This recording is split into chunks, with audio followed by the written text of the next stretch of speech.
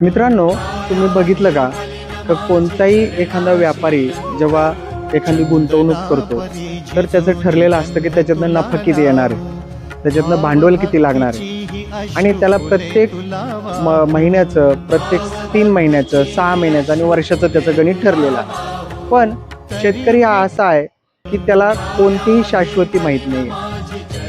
आज जर त्याने बियाणं पेरले किंवा आज जर बियाणं पेरले, तर त्याच्याकडे कोणतीच अशी यंत्रणा 100% नाहीये, की पाऊस पडणारच आहे.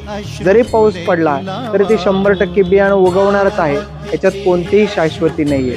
पण जगातील एकमेव असा व्यक्ती आहे, त्याचं नाव शेतकरी आहे. तो 100% विश्वास ठेवतो आणि तो विश्वास ठेवून प्रत्येक वेळी ते आपलं बियाणं त्या शेतीमध्ये पेरत असतो. खरंच आपला असा विश्वास प्रत्येक व्यक्तीवरती आहे का?